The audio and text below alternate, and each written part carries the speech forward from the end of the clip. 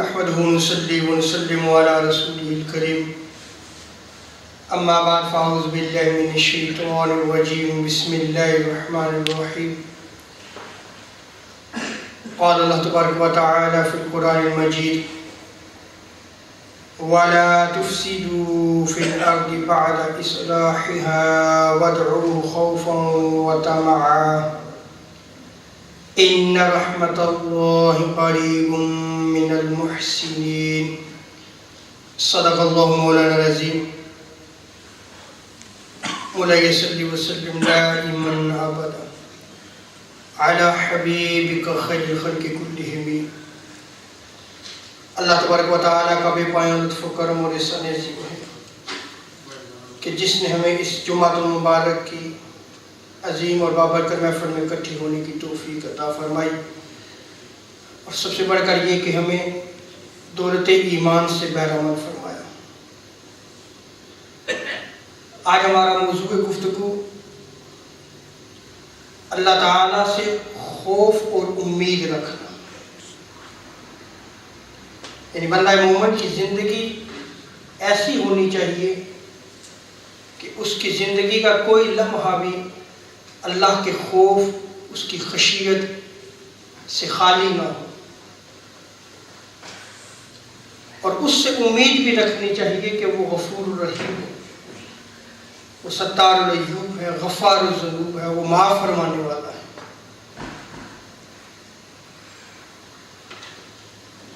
اس آیت کریمہ جس میں رب تعالیٰ نے ارشاد فرمایا وَلَا تُفْسِدُوا فِي الْأَرْضِ بَعْدَ إِصْلَاحِهَا، اس سورہ اعراف کی ورس 56 ہے،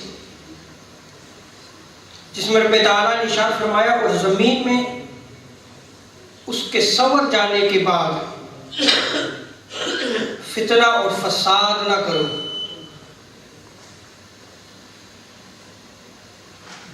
اس آیت کریمہ کی تفسیر حضرت ابو صالح نے، جس کو امام جلال الدین سیوطی رحمۃ اللہ تعالیٰ علیہ نے عبد المنصور میں نقل کیا ہے، اور ابن ابی حاتم نے اس کو بیان کیا ہے۔ جب ان سے پوچھا گیا وَلَا تُفْسِدُوا فِي الْأَرْضِ بَعْدَ إِصْلَاحِهَا، کہ زمین میں سنور جانے کے بعد اس میں فتنہ نہ کرو، فساد نہ کرو، اس کا کیا معنی ہے؟ تو انہوں نے فرمایا کہ تم زمین میں فساد نہ پھیلاؤ، یعنی اس کے بعد کے انبیاء اور ان کے اصحاب نے جو اصلاح کر دی ہے، اگر تم ان انبیاء کے طریق پر چلو گے اور وہ انبیاء کے اصحاب جنہوں نے انبیاء کے طریق کو اپنایا، ان کے راستے کو اپنایا، اگر تم ان کے راستے کو اختیار کرتے ہو تو پھر تم کبھی بھی کسی بھی فتنہ و فساد میں مبتلا نہیں ہوں گے، لیکن اگر تم ان کا راستہ چھوڑ دو گے تو پھر اس زمین پہ جو ہے وہ فتنہ و فساد ہوگا۔ لیکن رب تعالیٰ نے جب زمین پہ انسان کو بھیجنا تھا تو فرشتوں نے کیا کہا تھا کہ یہ فتنہ و فساد کریں گے، یہ فتنہ انگیزی کریں گے، لڑائی جھگڑا کریں گے، لیکن رب تعالیٰ نے ارشاد فرمایا کہ جو میں جانتا ہوں اے فرشتوں تم نہیں جانتے، انی عالم، میں جانتا ہوں جو تم نہیں جانتے۔ تو رب تعالیٰ نے پھر جب انسانوں کو اس دنیا میں بھیجا تو ان کی اصلاح کے لیے انہی بندوں میں سے اس نے طبقہ انبیاء کا چناؤ کیا، اور یہ سلسلہ حضرت آدم علیہ السلام سے شروع ہوا اور تاجدار کائنات صلی اللہ تعالی علیہ وسلم پہ ختم ہوا۔ اب ہر دور میں جب انسانی زندگی میں بگاڑ آتا رب تعالیٰ جو ہے ایک نبی کو مبعوث فرماتا، وہ نبی جو ہے وہ پھر اصلاح کرتا، یہاں تک کہ وہ سلسلہ جو آدم علیہ السلام سے شروع ہوا وہ تاجدار کائنات صلی اللہ تعالی وسلم پہ ختم ہوا۔ اب دین مکمل ہو گیا، دین مکمل ہو گیا۔ اب دین کا معنی مفہوم بھی ہم جو ہے وہ اس سے غافل ہیں۔ ہم نے صرف نماز، روزہ، حج، زکوٰۃ، اسی کو سارا دین سمجھ لیا، بس یہی سارا دین۔ اور اس کے علاوہ جو کچھ بھی ہے، جیسے سیاست ہے، جیسے اقتصادیات ہے، جیسے آپ کے ملکی لیول پہ جو ہے وہ ریلیشن، یا انٹرنیشنل سطح پہ جو ہے وہ آپ کی ریلیشن شپ، یعنی سارے معاملات، انسان کی زندگی کا ایک ایک لمحہ، اس کی انفرادی زندگی سے اس کی اجتماعی زندگی تک، اس سارے کو رب تعالیٰ نے حضور صلی اللہ علیہ وسلم کے دین میں مکمل کر دیا۔ یعنی کوئی گوشہ ایسا نہیں ہے جو اس سے خالی ہو، کوئی گوشہ ایسا نہیں ہے جس کی رہنمائی قرآن و سنت میں موجود نہ ہو۔ آج اگر فتنہ و فساد ہمیں نظر آتا ہے، خواہ وہ سیاست کی صورت میں ہو، تو کیا ہوا؟ وہ جو اصلاح انبیاء نے کی تھی، وہ جو طریق تاجدار کائنات صلی اللہ علیہ وسلم کو آخر میں عطا کیا گیا، وہ نظام جو رب تعالیٰ نے انبیاء کے ذریعے پہنچایا اور حضور صلی اللہ علیہ وسلم کو آخری میسج کے طور پر دیا گیا، اس نظام کو ہم نے بلا دیا، ختم ہو گیا۔ سو کیا ہوا؟ فساد شروع ہو گیا، کیونکہ کوئی بھی قانون جو انسان بناتا ہے وہ فانی ہے، لیکن جو رب تعالیٰ قانون بناتا ہے وہ خود حی و قیوم ہے، اس کا قانون بھی حی و قیوم ہے۔ سو دین جو ہے وہ صرف مسجد میں نماز پڑھنے کی حد تک دین نہیں ہے، بلکہ جو کنسپٹ ہے اسلام کا وہ یہ ہے کہ مسجد میں کھڑے ہو کر تم رب کی عبادت بھی کرتے ہو تو پھر اس کی مخلوق کے ساتھ جو ہے وہ تمہارا اچھائی والا تعلق ہونا چاہیے، اس مخلوق کے ساتھ تم برائی نہ کرو، خواہ وہ تمہارا زندگی کے معاملات کی صورت میں ہو، خواہ وہ جو ہے وہ تمہاری ریلیشن شپ کی صورت میں ہو، خواہ وہ جو تم بزنس اور تجارت کرتے ہو، خواہ اس صورت میں ہو۔ آپ دیکھ لیں حلال حرام کا کنسپٹ ہے، کوئی جو ہے وہ اسٹیج پہ کھڑا ہو کے بات کرے، وہ مولوی جی رہن دے بس کرو تسی، یہ ہو چکا ہے۔ یعنی اگر حلال حرام پہ جو ہے وہ گفتگو کی جائے تو کہا جاتا ہے مولوی صاحب یہ جو آپ بات کر رہے ہیں اس سے تو ہمارا بزنس ہی رن نہیں کرے گا، ہمیں اپنے بزنس کی جو ہے وہ فکر ہے، لیکن اسی بزنس کی رہنمائی جو وہ دین میں بھی تو موجود ہے۔ اسی لیے رب تعالیٰ نے کیا ارشاد فرمایا؟ یہ قرآن آخری صحیفہ انقلاب ہے، اس میں رب تعالیٰ شاہ فرماتا ہے وَلَا تُفْسِدُوا فِي الْأَرْضِ بَعْدَ إِصْلَاحِهَا، اگر زمین میں اصلاح کر دی گئی ہے تو اس کے بعد تم فتنہ انگیزی نہ کرو، فتنہ و فساد نہ کرو۔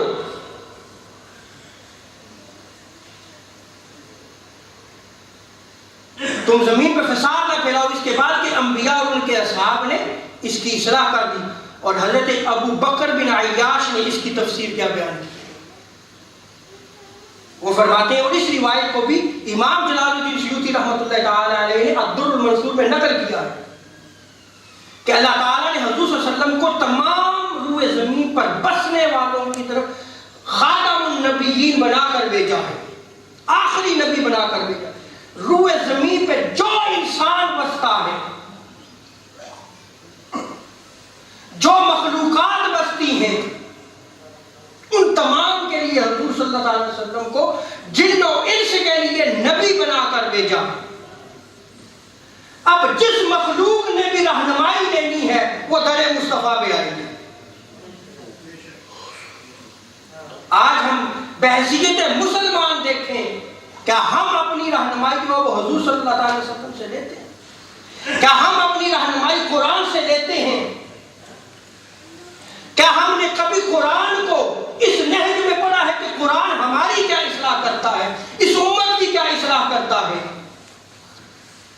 ہم نے تو اس قرآن کو ایک ثواب کی کتاب بنا دیا، اور بس ہم ثواب کی خاطر پڑھتے رہتے ہیں. بچوں کو بچپن میں بھیجا تو جی ثواب کی خاطر جو ہے وہ پڑھا رہے، بس ایک ہی نظریہ رہ گیا، ثواب تو ملنا ہی ملنا ہے اگر آپ پڑھیں گے. لیکن اسی قرآن نے زندگیوں کا بدلا ہے. یہ وہی قرآن ہے جو تاجدار کائنات صلی اللہ علیہ وسلم کے قلب انور پہ نازل ہوا، حضور کی زبان اقدس سے نکلا، صحابہ نے سنا، ان کو محفوظ کیا اور اپنی زندگیوں پہ لاگو کیا. تو وہی بادیہ نشین بدو عرب کے جنہیں لوگ کہتے تھے کہ جاہل ہے، وہ پوری کائنات ارضی کے امام بنے تھے.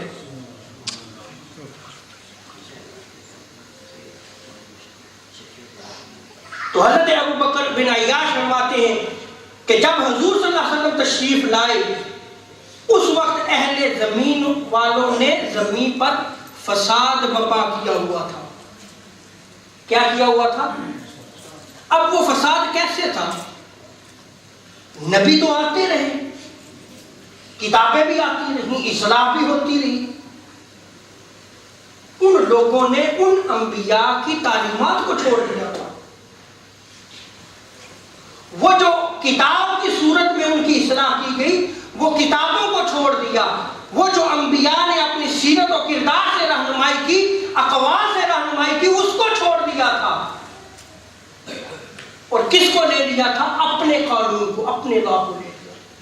تو جب اپنے قانون انسان بنانا شروع کر دیتا ہے تو پھر فتنہ و فساد برپا ہونا شروع ہو جاتا ہے.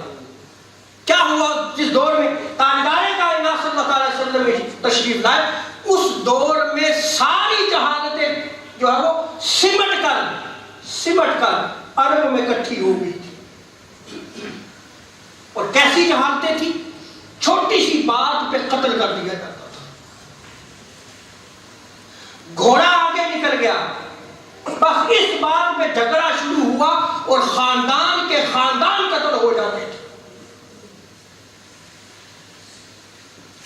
زنا عام تھا، شراب پی جاتی تھی، یہاں تک کہ وہ رشتے جو محرم تھے ان کے ساتھ نکاح کیا جاتا تھا، ان کو اپنے عقد میں رکھا، فخر کیا جاتا تھا.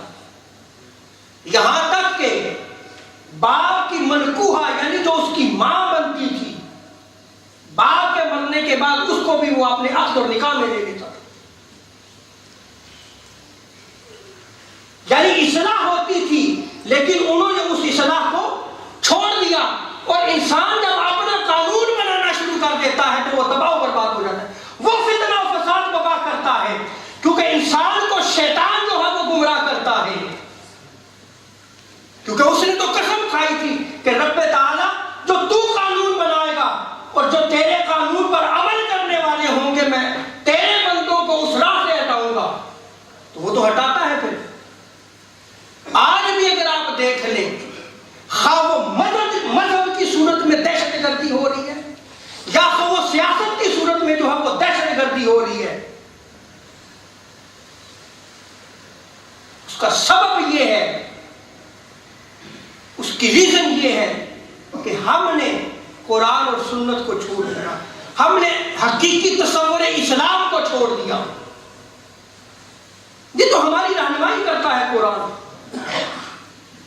حضور صلی اللہ تعالیٰ علیہ وسلم نے اپنی سیرت اور کردار سے اس کی رہنمائی فرمائی. کتابیں بھری پڑی، میں ایک ہی ایگزامپل دیتا ہوں. اسلامک لا، فقہ کو دیکھیے گا. فقہ میں نماز، روزہ، حج، زکوٰۃ، یہ ایک چیپٹر میں ذکر کیا گیا ساتھ، اور 9 چیپٹرز میں ساری زندگی کے حال کو بیان کیا گیا کہ کس طرح اسلام کے مطابق آپ اپنی زندگی بسر کریں، آپ نے کیسے کاروبار کرنا ہے، آپ نے کیسے ملکی معاملات کو سنبھالنا ہے، کیسے سیاست کرنی ہے، کیسے آپ نے اقتصادیات کو سنبھالنا ہے، کیسے آپ نے جو ہے وہ اکنامک اور اسلامک ویو سے جو ہے وہ ڈیولپ کرنا ہے. ہر چیز کی رہنمائی قرآن و سنت میں موجود ہے. کیا آج سوچیں ذرا بحیثیت مسلمان ہم نے پس پشت نہیں ڈال دیا؟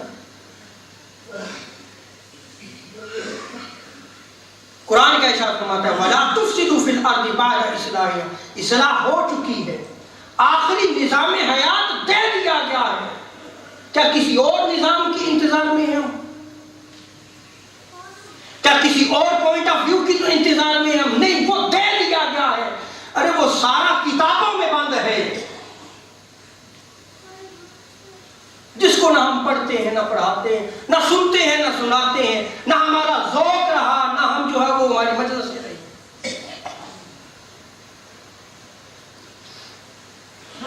حضرت ابو بکر بن عیاش فرماتے ہیں کہ اللہ تعالیٰ نے جب وہ فساد زمین پہ بپا تھا تو اللہ تعالیٰ نے حضور نبی رحمت کے وسیلے سے اس زمین کی اصلاح فرمائی،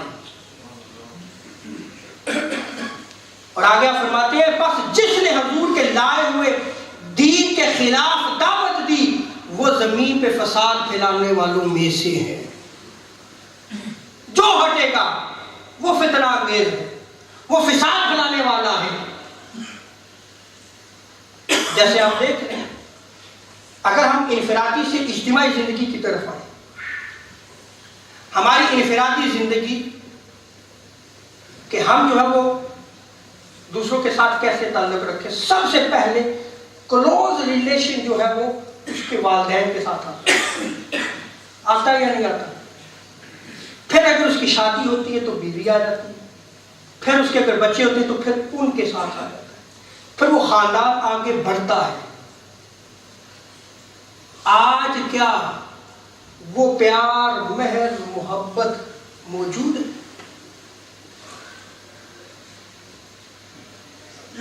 کہانیاں بنی ہوئی اور کہانیاں ہیں، تباہی اور بربادی ہے۔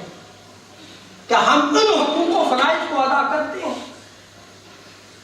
اور نہیں تو پھر کیا ہے؟ کہتے ہیں کہ فساد ہے، محبت ختم ہو گئی ہے، خاندان نہیں رہ گئی، بہن بھائیوں کا رشتہ ختم ہو گیا، تو یہ فساد کر کون رہا ہے؟ سوال یہ ہے، کر کون رہا ہے؟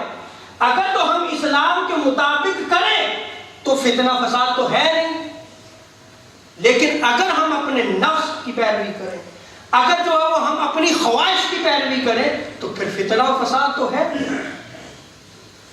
وہ تو فتنہ و فساد ہے۔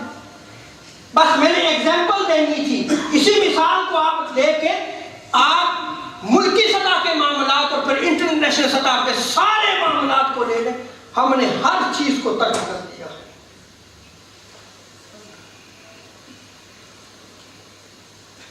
اور حضرت ابو سنان کیا فرماتے ہیں؟ اس روایت کو بھی امام جلال الدین سیوطی رحمۃ اللہ تعالی علیہ نے نقل کیا ہے۔ وہ فرماتے ہیں کہ تحقیق یہ ہے کہ اللہ تعالیٰ اس میں یہ ارشاد فرما رہا ہے وَلَا تُفْسِدُوا فِي الْأَرْضِ بَعْدَ إِصْلَاحِهَا۔ رب تعالیٰ ایسا فرماتا ہے کہ لوگوں سنو، میں نے اپنی چیزوں کو جن کو میں نے حلال قرار دینا تھا حلال قرار دیا، اور جن کو میں نے حرام قرار دینا تھا حرام قرار دے دیا ہے، اور ان کی میں نے حدود کو مقرر کر دیا ہے، باؤنڈریز میں نے لگا دی ہیں، بس ان باؤنڈریز کو کراس نہیں کرنا تم نے، ان حدود کو پھیلانا نہیں ہے تم نے۔ سو جو ان باؤنڈریز کو چھوڑے گا وہ حد سے نکل جانے والا ہو، وہ تجاوز کرنے والا ہو۔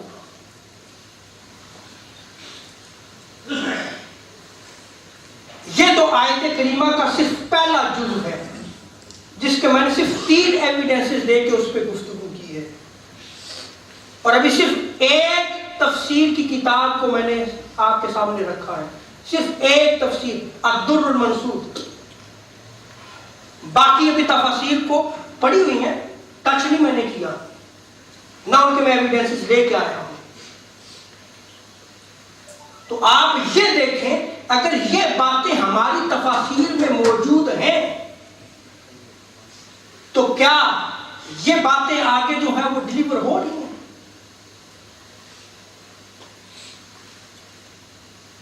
کیا ہم وہ امت بنیں گے جو قرون اولیٰ میں امت تھی،